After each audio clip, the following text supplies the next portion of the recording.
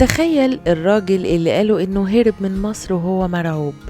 في واحد كان واقف جنبه لحظة بلحظة وأقسم ان الحقيقة كانت مختلفة تماما، بل وقال ان الملك رفض يستعين بالإنجليز وفضل يسيب العرش بدل ما تنزل نقطة دم مصرية واحدة.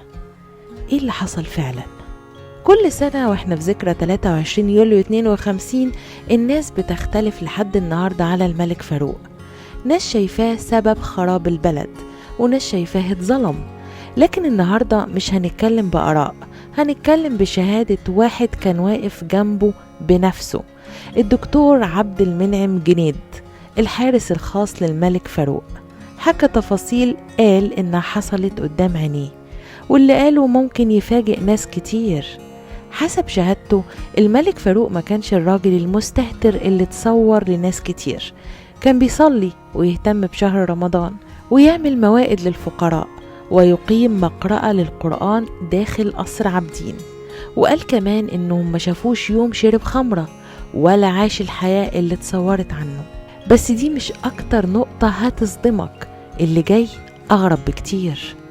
جنيد بيقول إن الجيش كله ما كانش ضد الملك، وإن كان في قادة ووحدات مستعدين يقتلوا دفاعا عنه وعلى رأسهم قائد البحرية، لكن الملك رفض يدخل الجيش في حرب بين المصريين، وفضل إنه يتنازل عن العرش ولا يشوف دم مصري ينزل. ولو ده صحيح فده يغير جزء مهم من الصورة اللي ناس كتير عارفاها.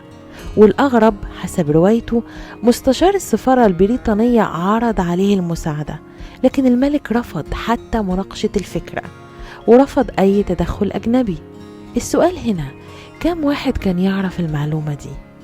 ولما جه يوم التنازل عن العرش انتشرت رواية إن إيده كانت بتترعش وهو بيمضي، لكن الحارس الخاص قال إن ده ما حصلش، وفسر اللي الناس شافته إن الترابيزة كانت منخفضة جدا بالنسبة له، فطلب يعيد التوقيع على ترابيزة أعلى علشان محدش يشكك في صحة توقيعه.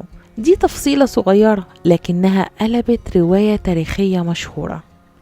ولما جه وقت الرحيل بص في ساعته وقال لازم أحافظ على كلمتي والميعاد المحدد للمغادرة، وركب اليخت الملكي المحروسة مع أسرته.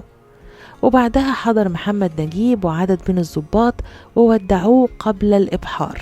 وأثناء خروج المحروسة أطلقت البحرية المصرية المدافع تحية للملك، لكن أصعب لحظة كانت لسه ما جاتش.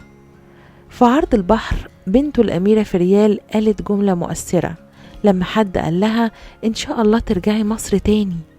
ردت بهدوء هو في ملك تنازل عن العرش ورجع تاني؟ جملة قصيرة لكنها كانت كأنها بتقفل صفحة كاملة من تاريخ مصر. وقبل الوصول لإيطاليا الملك جمع الحرس حواليه وقال لهم الحمد لله إن حواليا مصريين، ولو محتاجين أي حاجة قولولي.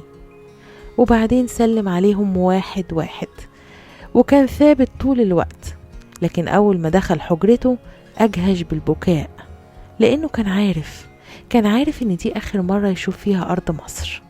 وسواء كنت من مؤيديه أو معارضيه، اللحظة دي فضلت واحدة من أكتر لحظات التاريخ المصري تأثيرا. وفي النهاية دي شهادة شخص قال إنه عاش الأحداث بنفسه، لكن زي أي شهادة تاريخية بتفضل جزء من الصورة جنب شهادات ووثائق وروايات تانية، والحكم النهائي يكون للقارئ والتاريخ. وانت لو كنت موجود في الأيام دي تفتكر كنت هتشوف الملك فاروق بنفس الصورة اللي اتعرف بيها، ولا كانت هتكون ليك نظرة تانية مختلفة؟